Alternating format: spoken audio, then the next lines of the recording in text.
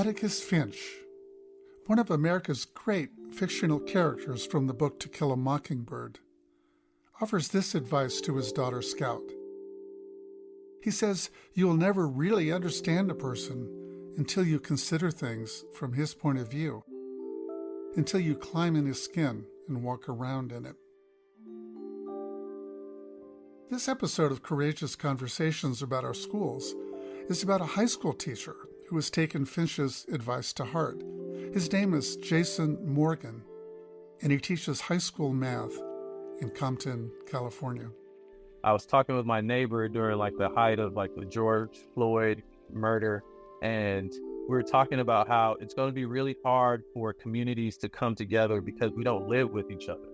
And I cannot get everyone to change zip codes and move and make these kind of diverse communities. But I thought about how can we bring our youth together in different settings so that our youth could actually develop this empathy with communities that they normally would not engage with because we're kind of segregated by zip code. Hi everyone, this is your host Ken Futernick. Part 1 of this episode is a conversation I had with Mr. Morgan, who will talk about a program he founded called SEND. That is, the Student Empathy Network for Diversity. Morgan's vision for SEND is to have high school students with very different experiences and perspectives develop empathy and mutual understanding, essentially by having them walk around in each other's skin.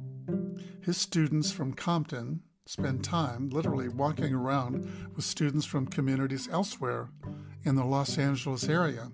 And those students from outside of Compton experience what it's like to live and go to school where Mr. Morgan and his students live and go to school.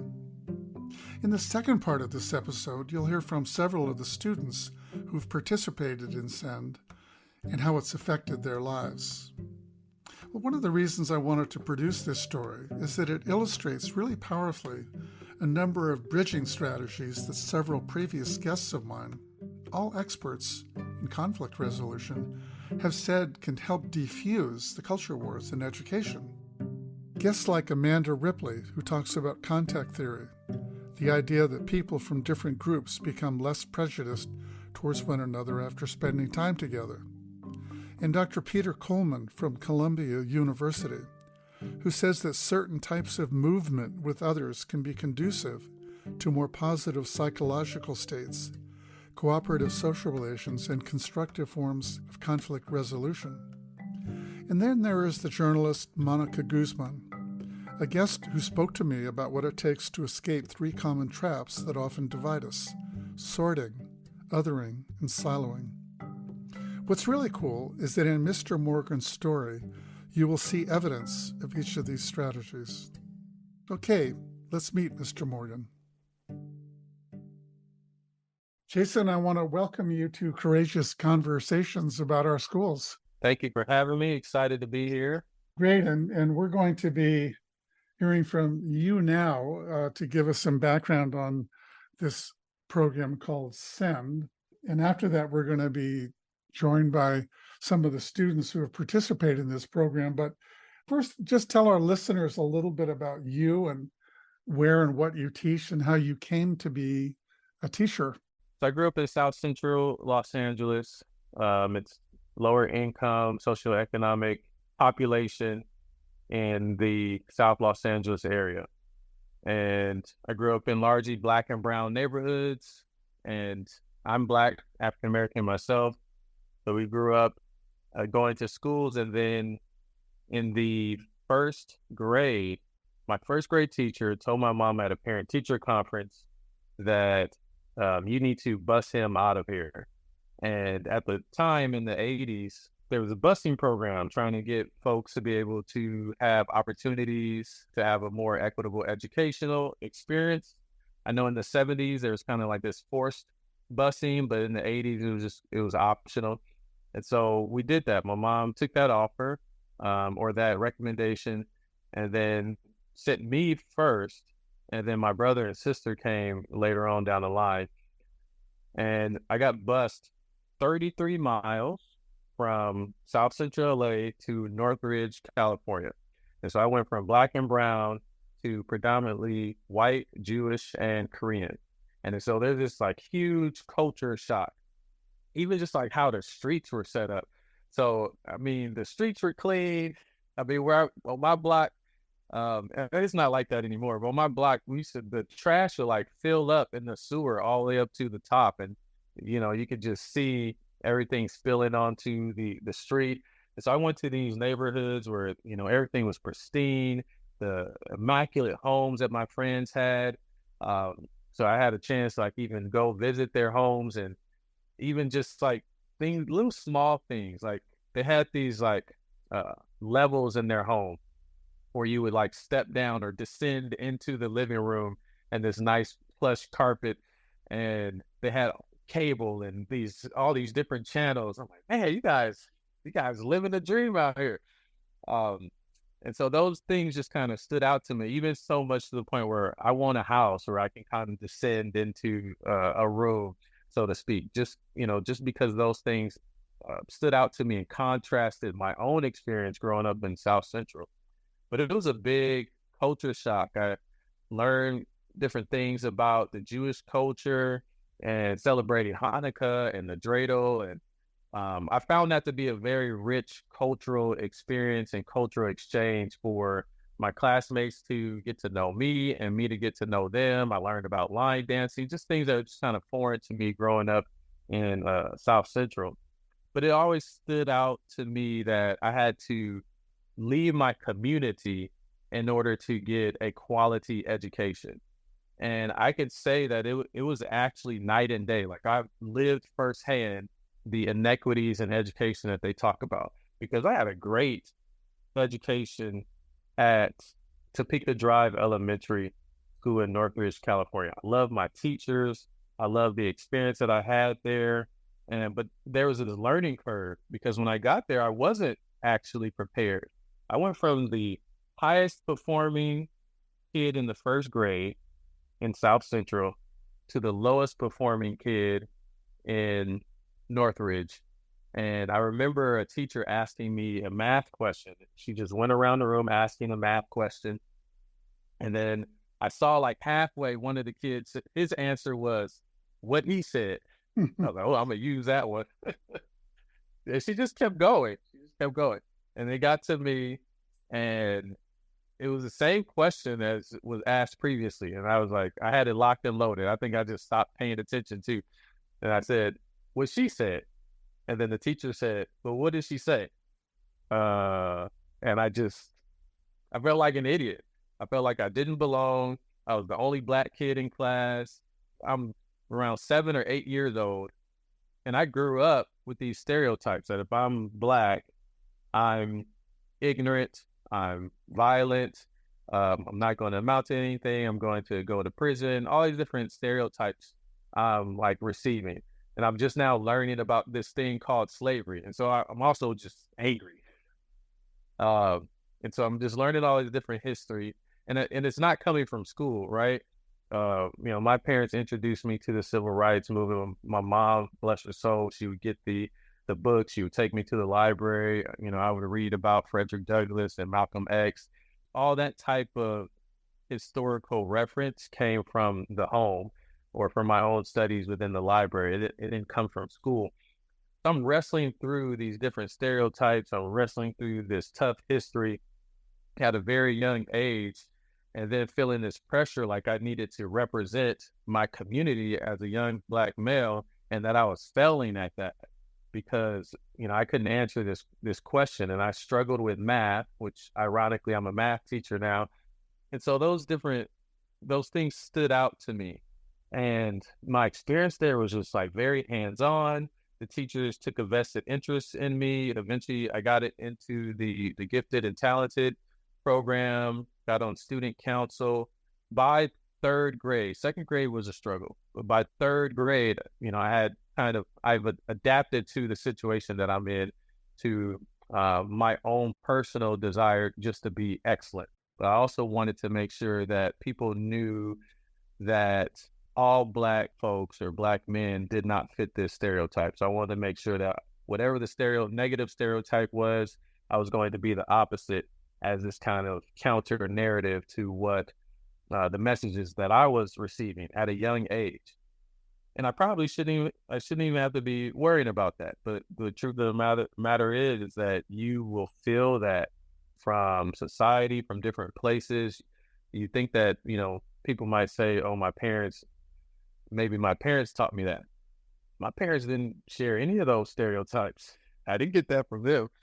Uh, they're empowering me, but you just kind of, you feel that and you get it. And I know I was dealing with it from an early age. It sounds like this experience that you had going to Northridge and being bused 33 miles away from home had a pretty profound effect on you. And it probably led to your decision to become a teacher. And you alluded to the fact that you are now a math teacher, despite the fact that you had some trouble in math as a student yourself, but you had this idea, this mission in your mind that you wanted people to understand that the stereotypes people had about you and other Black people in your community were not accurate. And did that ultimately have something to do with why you created this SEND program, the Student Empathy Network for Diversity? Definitely. So this program has just been a passion project of mine. It started off conceptually, but it's definitely much informed by my experiences growing up. And when I transferred to Northridge, right, I had friends who were out there. My best friend's name was Evan Zucker.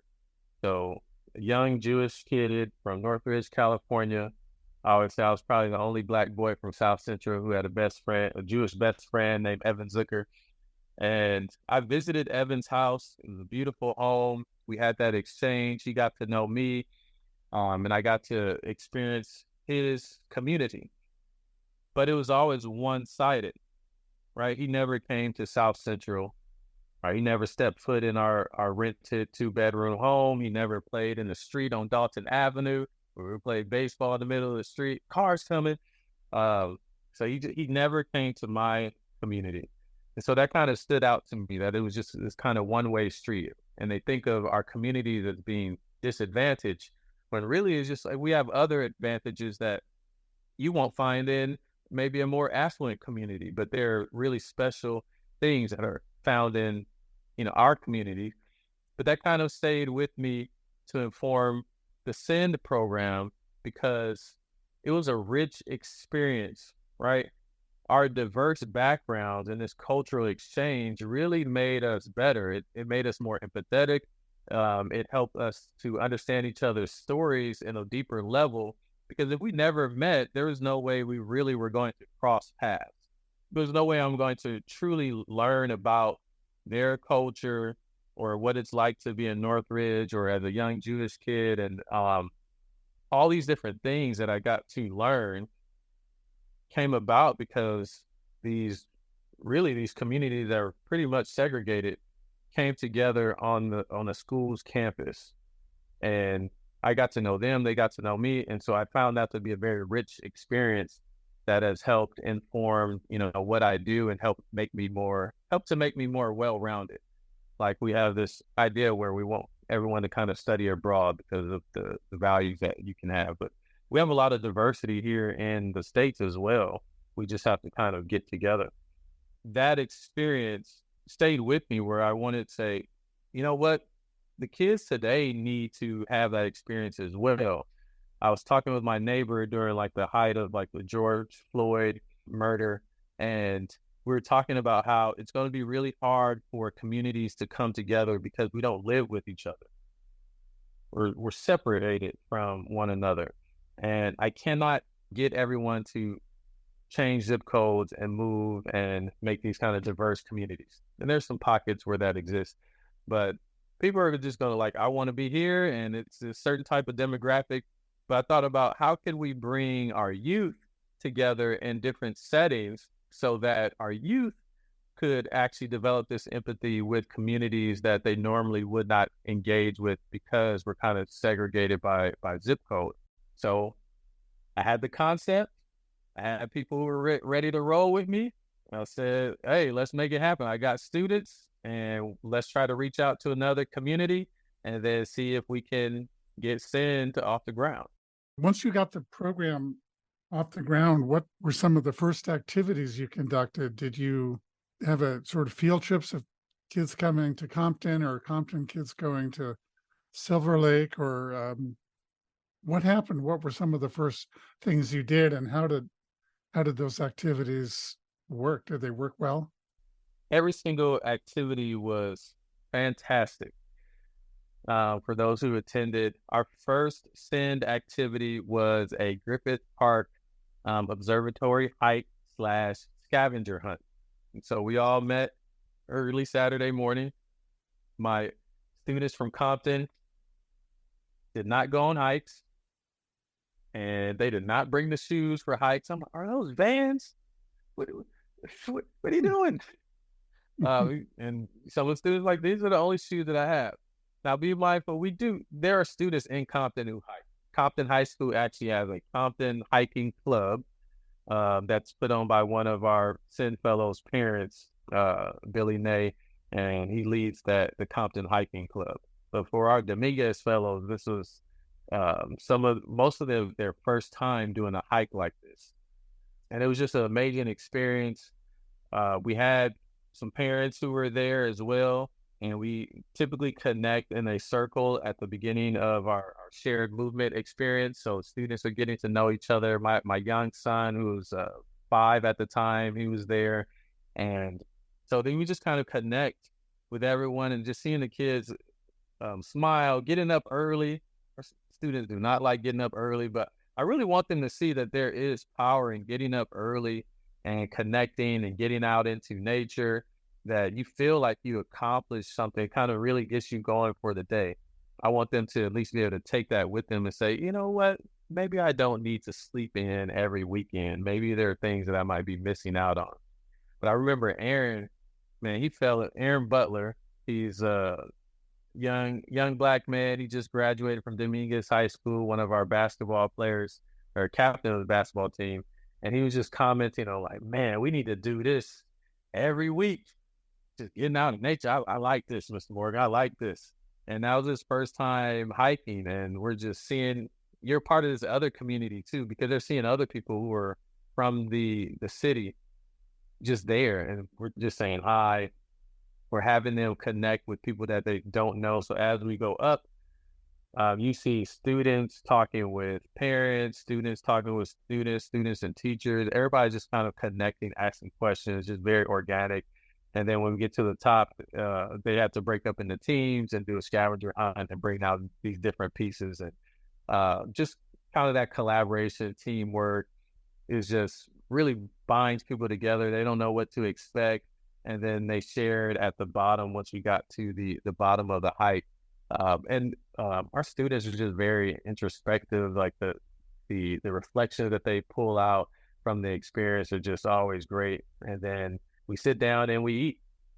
So we have a meal together. There's something about breaking bread together that's just very powerful when it comes to bringing groups together. And so that was our first experience. We also engaged in movement-based workshops led by a phenomenal teacher that I know, award-winning dance educator, Nicole Robinson. She did a fall workshop and a spring workshop for us. And so she uses dance and movement to really foster community and to have these kind of deep conversations about how we interact as humans, right? Are we neglecting certain people, neglecting spaces, things like that? So it was just a very powerful experience. But something that we did not expect was kind of the social, emotional, positive impact that it had on our students, where students were just saying, like, I needed this. I needed to be part of this community. Then we brought families and students to Compton. We really wanted to kind of showcase that communities like Compton have this kind of rich history and legacy, and people who haven't been here have all of these stereotypes about Compton. But right before you form that opinion, that conclusion, why don't you come to the city? Why don't you come to the community? So it was important that we were hosting workshops on our Dominguez campus here in Compton, and folks would comment on like, man, people are so welcoming. I love the campus. And some of our students will talk about our campus, but they had an outsider perspective. They said we thought it was a beautiful campus because we still have, more nature on campus. It's not like this concrete jungle. And so they enjoy that. They didn't know that we have an airport. So we do yoga with Growing Up Compton with a former Dominguez High School alum, Bobby Jones. And he played basketball in Italy for a stint professionally. And so he does yoga at the Compton airport. So we're there right by the tarmac and doing yoga in Compton. Planes flying down behind us, right next to Compton's Aeronautical Museum. Most people don't know that we have like aeronautical programs or learn about, we have equestrian programs, Compton Cowboys, all different things. And then one of our last events was a hike in Modjeska Canyon. We wanted to represent the Orange County fellow. And so we did a big major hike out there in Orange County. So we just wanted the students to kind of see the richness in all the different communities, but especially those who had stereotypes about Compton, because students from Marshall would comment on how they would be told by their friends, like, your mom teaches in Compton, or you're going to Compton. Oh, you shouldn't do that. It's dangerous. And they were like, have you been there? No, but So when students say that they needed to do this and they couldn't wait to come back and do more of it, what do you think they were getting out of it? What have you heard them say? And we'll hear from them in just a little bit, and they can tell us directly, but just what did you sense they were getting from this experience of being together? from my observation and just kind of putting everything together in terms of their comments, it just seemed like people were having a hard time when it came to uh, social, emotional, and mental wellness. There's just kind of this mental health piece where, I don't know, people were just dealing with a whole lot. And this gave them an opportunity to connect with other human beings, to create together, and to express themselves that maybe they didn't have an outlet for. And this kind of gave them a safe and a brave space to do that. And it's just kind of outside of the box. They never did anything like this before. Like, what's a dance workshop, or how does that build community? I don't want to be a dancer, and you don't have to be a dancer to be involved with it, or doing yoga, or going on a hike, or having these different conversations about equity or your experiences, or just even the context of like, you're doing these things, but you're doing them with students who are from different communities than you and different backgrounds.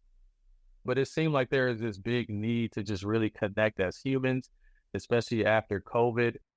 But there was this also kind of philosophical alignment. So I use movement in my math classroom, and the idea behind SEND was like, how could we use the power of movement?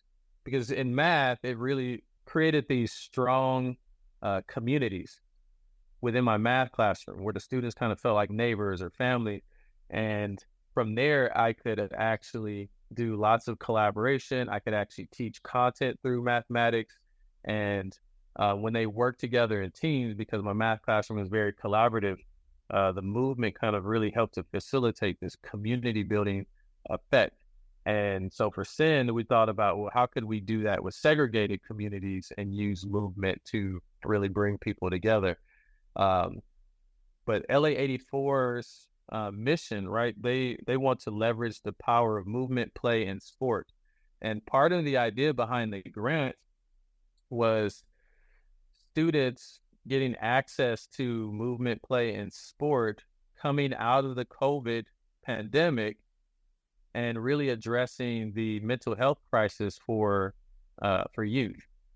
And that wasn't necessarily originally a premise for the SEND program, but I noticed as they engaged in these shared movement experiences that it was definitely having a positive impact on the mental wellness and emotional wellness of our community. which I did not anticipate. And I know LA 84, that's part of like their mission. And they feel like that's why everyone should have access to play and sport, because it helps with mental wellness. But that wasn't an original design of the SEND program, but it was definitely a very strong plus that I think helped keep the community together long term, right? To try to find time on your busy schedule on Saturday morning. Don't feel like getting up to do this again and again with this group.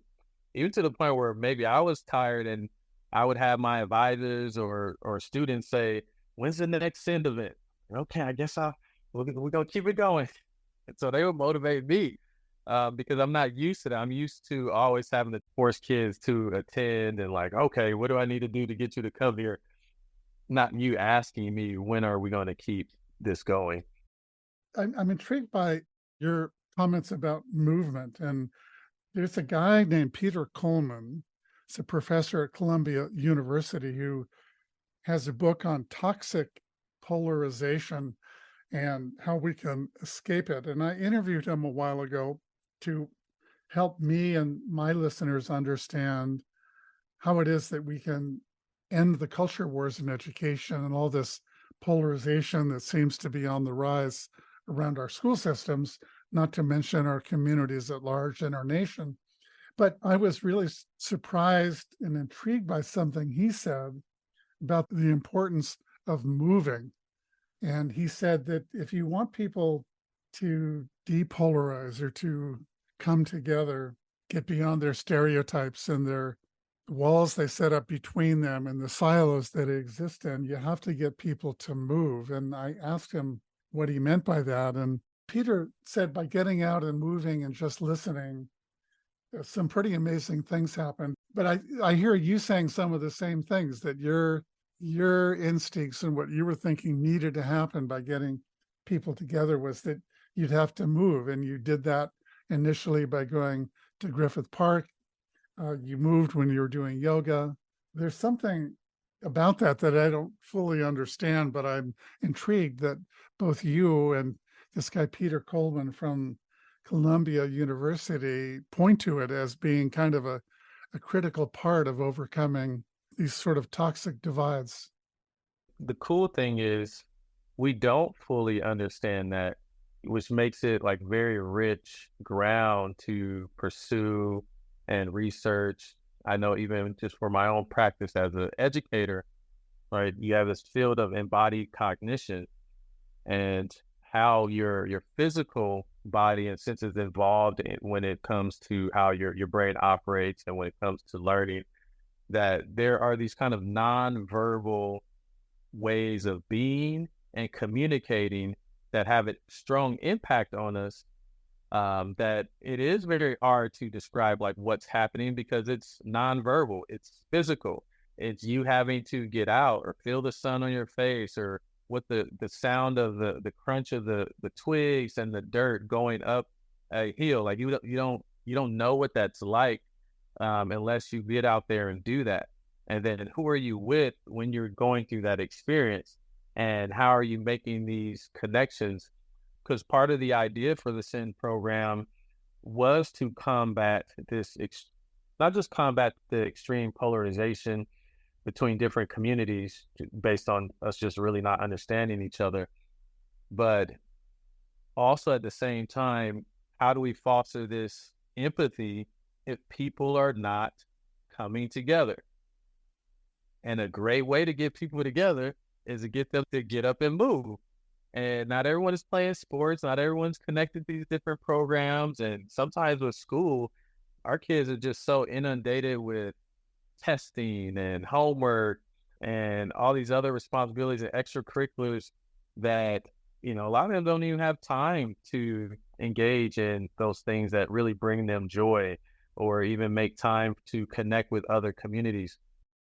Jason, I want to bring this to a close soon because we're going to bring the students in shortly and have them talk about this experience from their perspective. But I want to ask you about an aspect of SEND, it's Student Empathy Network for Diversity. And I think as you're probably well aware it's 2023, and one of the issues at the center of the culture wars is around this idea of equity and diversity and inclusion, which on the surface sounds like things that everybody should be for, that we want equity, we want to celebrate our diversity, and yet they've become divisive concepts. And some people have railed against them, politicians, and in the state of Georgia, they just in the last few days have deleted the words diversity and equity from their teaching standards, I believe it was. Talk about, if you would, what diversity means to you and why you want to promote it and where you think this backlash is coming from. For me, diversity is really about how we all bring these different backgrounds, different cultures, different expertise, different lived experiences. And when I'm thinking about groups coming together to maybe solve a problem, I want a diverse range of perspectives, diverse range of strengths, backgrounds, because I think we see more when we have more voices, more eyes, more background in the conversation. And my upbringing, going from a very, it was just pretty homogenous, right? Black and brown community. And then I got introduced to white students, Jewish, Korean. I got introduced to those students by being bussed out of my community. Otherwise, I likely would not have interacted with them. It was a rich experience. When I study abroad or go to another country, I see things different, right? Being able to think from a Western mindset versus an Eastern mindset, you get a more well-rounded view of things. And so there's this power in this kind of diverse range of backgrounds and perspective. And if you want things to be more effective for a wider range of people, right? If we're talking about a global society, our globe is made up of various perspectives. You need more voices who think different than you and be able to engage with that. And how could you leverage that power of different perspectives and different backgrounds and different strengths to really accelerate whatever the mission is? In my own experience, having this diverse exchange between different cultures and groups and communities have only been an asset. I know when I come into the room, especially for a space that does not necessarily look like me, I find myself often in spaces that I'm the only Black voice, or I'm the only Black male voice. Or when I was valedictorian in Riverside County for my high school. And in the newspaper, they printed out all the faces of all the valedictorians. I was the only Black face in 1999 in that paper. So I come into these spaces where I might be the only one, and I think different. Not better, I just think different. And when we're engaging in the conversation, I'll see things that others miss that could represent another group, and they'll see things that I miss. So even in my own teams, I value having various perspectives, especially gender-wise too. I'm like, I know we don't want to see gender as much, but there is an experience that if I'm growing up as a young lady or woman, it's a different experience that I get. If someone perceives me as a woman, they live a different reality than I've had to live. I need to know what that is. They need to have a voice. They need to be included so that when we're problem solving, we're considering as many factors as we can to make an informed decision. So you make a terrific case to me, and I'm sure many of our listeners, for why diversity and celebrating it and promoting it is such an important thing to do in a democratic society for so many reasons that you enumerated. Why then do you suppose people are pushing back and deleting the word diversity out of public documents that have to do with education? Mm-hmm. I mean, these are only going to be theories. I'm really into design thinking, so I'm a design thinker, and that first step is empathy. So even if it's something that I might disagree with or seems controversial, I'm going to really want to talk to the person and understand, okay, why do you think that? Because I need that story to give me context. And oftentimes their context is informed by their history and what they grew up in. So some of my theories, there are lots of communities. I would talk about like in high school, or not high school, but in college. I was on like the assistant coaching staff for the Stanford baseball team. And that is when I learned that there are white students who have been able to grow up without ever meeting a black person. I was like, these places exist. And I guess there's some places where, like in Compton, where there's no white students, but you generally going to encounter a white person that whether you're going to school with them or not. But it just baffled me that like, oh, you could grow up somewhere and never see anyone who looks like me and be completely informed about me by watching things like music videos or the news. And the things they would say, I wouldn't necessarily get mad. It was very much an ignorance. Like they have no idea.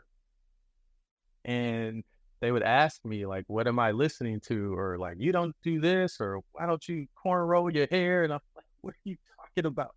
Um, and I learned that you can grow up with really just seeing the same people, the same story, and not really be exposed to someone who looks like me.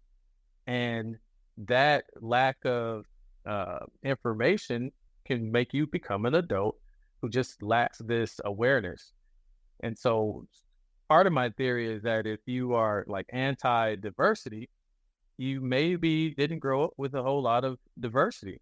And so you haven't had the privilege of seeing the beauty of it.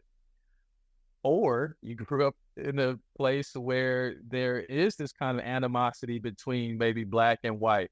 And so you see these stereotypes of, all right, black people are lazy because the black people that I knew were lazy. And so then you grab onto that and that's what you think. I go back to something you said when I first asked the question about why the pushback to diversity, and I really appreciated something you said, and I read something recently about the three most important words that emotionally intelligent people frequently say, and those three words are "I don't know." And your first response to me could have been, "I'll tell you why people push back against diversity. It's because," and you said, "I'm not sure I know. I can offer some theories," but you use the word empathy there, and it's really something that I'm trying to promote in this podcast by having people listen to each other. And your very emotionally intelligent response was, "I don't know. I'd have to listen to them to find out what they say."